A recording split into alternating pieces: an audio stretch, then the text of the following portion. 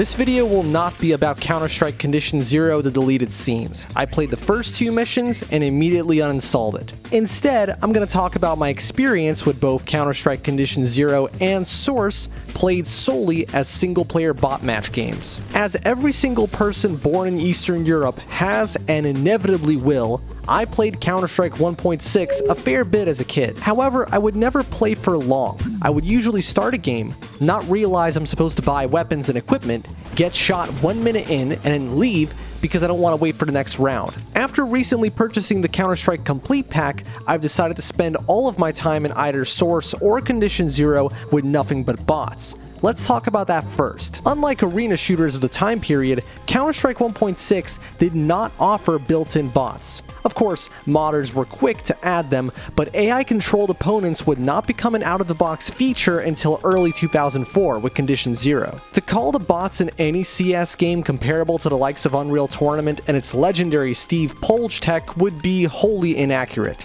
That's not to say that they are ineffective. Oh no, when set to the extreme difficulty, they will wipe you out in less than a minute. But when set to anything lower, especially easy, they become, let's just say, amusing to observe. This isn't like how in Unreal or even Quake, where easy bots will still look as if they're fighting back, even if they're failing. Easy CS bots will have some pretty poor reaction times, bad spatial awareness, and suboptimal positioning. So why is it that you'll see me die a good few times in this footage? This is something I'll talk about later, other than skill issues of course, but it's one of the defining aspects of this franchise. Aside from difficulty, you can configure the usual stuff like bot count, team assignment, and even what weapons they're allowed to use. This lends the game an incredible amount of experimentation and replay value. Sometimes I like to limit the bots to only pistols and then go against them completely alone. Although Counter-Strike makes it very clear that it is not a free-for-all shooter. The definitive way to play is in a team.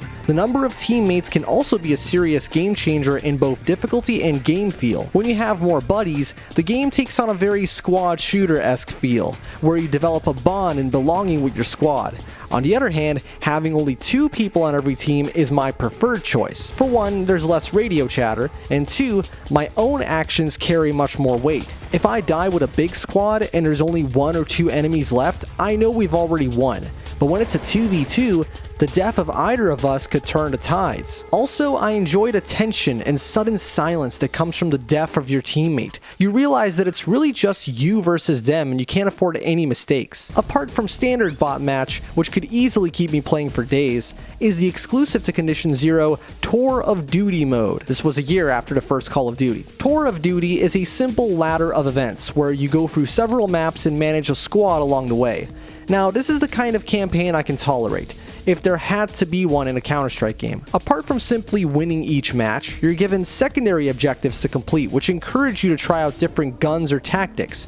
Due to the inherent game rules and systems that are in play, even playing on the easy setting isn't a 100% guaranteed victory every time.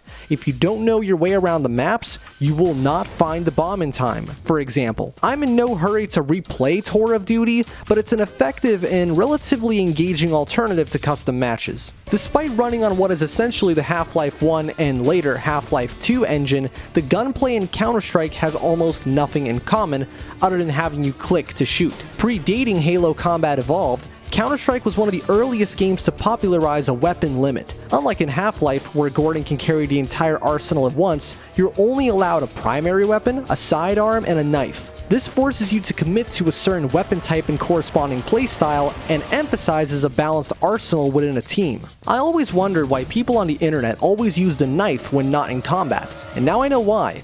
Weapons in Counter-Strike have weight. The heavier the weapon, the slower you move. It's quite subtle, but if you quickly cycle your weapons, you'll immediately notice. The weapon selection system carried over from Half-Life actually becomes very useful here. It's good to always have your primary weapon selected, but not equipped as you're running around with the knife, so you can quickly switch to it should the moment call for it. The way the crosshair would shrink and expand is something I always assumed was a neat visual detail. Turns out, it's an integral game mechanic. Bullet spread is influenced by your movement, or lack thereof, the weapon itself, and even whether or not you're crouching. I think I impressed myself a little with how quickly I got used to this, considering the many hours I've spent on shooters of the run around and flak cannon everything variety. Time to kill is another factor. You can't take much damage. at all. In fact, in many situations, a single shot can end you. This is because taking damage slows you down temporarily, which will give your foe just enough time to finish the job. Naturally, this goes both ways. If you can catch someone by surprise, that's it for them. The way all of these systems work together is undoubtedly what has allowed Counter-Strike to remain so popular for over a quarter century. In that case, how could that deleted scenes campaign possibly not be fun?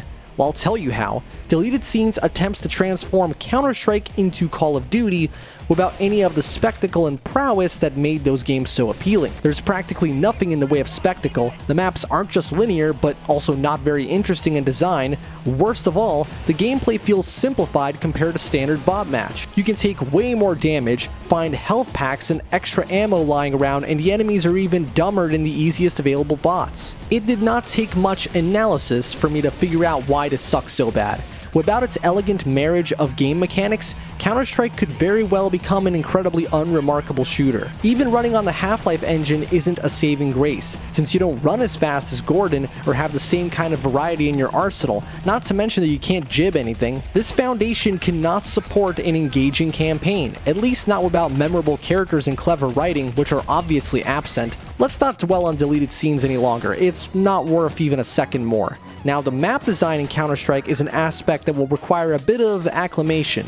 No, I don't mean an acquired taste. You'll just have to learn them, very well at that, if you want to win consistently. Since movement in CS is not blisteringly fast, even with the knife equipped, you can't rely on snap decision making when choosing where to go. You need to have a route already in mind for whenever a situation presents itself. This is where the team chatter becomes valuable as well. Over the course of the game, your teammates will announce where they are, and most importantly, where the bomb is planted when playing bomb defusal. Unless you have the defusal kit purchased, which you should anyway, having to wander around the map to get to the bomb site without already knowing the fastest route is completely futile. Even if you get there before the bomb goes off, you probably won't be able to defuse it in time. This focus on constantly paying attention and staying on the move is my favorite aspect of Counter-Strike's game flow. There's quite literally never a dull moment because you can't be everywhere at once. I seriously have found a remarkable amount of fun in learning these maps and using that knowledge to both aid navigation and also combat. You're not entirely left without guidance either. Every map has a couple of pointers to give a general idea as to where the bomb site is at least. Also, I find it quite amusing how, in spite of the focus on realism, Half-Life style crouch jumping is still an effective means of getting around certain parts of the environment. Positioning is vital in Counter-Strike. Like I mentioned before, the element of surprise is one of your greatest assets. Whenever you see me die, it's probably because a bot was hiding in a dark corner or had a more advantageous spot.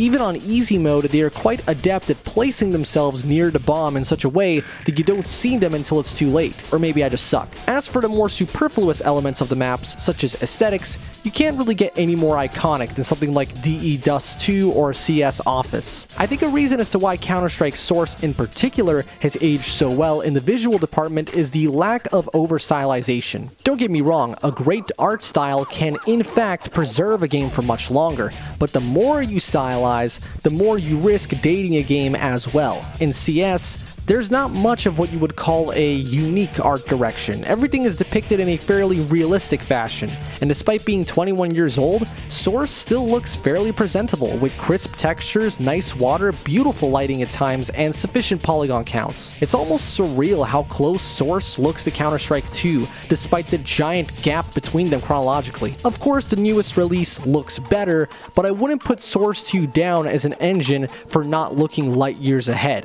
This is more of a case of Source 1 being well ahead of 2004. Before I close this off, I just want to take a moment to talk about the sound design. From what I've gathered, this aspect of Counter-Strike is almost as central to the experience as the gunplay, as far as the competitive scene is concerned. When playing against, not bots, your ears are just as valuable as your eyes and hands. I've already mentioned listening for bot chatter, which is helpful for a loner like me, but I also find myself being far more sensitive to footsteps and any incidental environment environmental sounds. A door opening, glass breaking, water splashing, those things can all give you clues as to what your opponent or teammate is up to at the time. In regards to the production values of the sound design, I must admit that I'm a little surprised by how unrepresentative it feels of the most popular multiplayer shooter in existence. I understand that age is a factor, but many games from even the early 2000s had more hi-fi sound effects. The voice acting, while objectively not great, is also ingrained into gaming culture, so I wouldn't have had it any other way. Also, I get a bit of a chuckle out of all the blatantly reversed sounds, especially when removing a silencer. It's literally the sound of you applying it, but backwards. That's kind of priceless, actually. None of that is anything more than nitpicking anyway. It only took me my entire life up until now, but I finally get Counter-Strike. With a well-oiled machine of systems let loose in a variety of intricate and visually engaging maps, topped off with a high level of player control, this game has proven to me that it's so much more than just right place at the right time. No doubt the time of Counter-Strike's initial release was a contributing factor to its influence, but the fire is still there, and I almost feel ashamed that I've been oblivious to it for so long. Be sure to subscribe and support the show in the description below.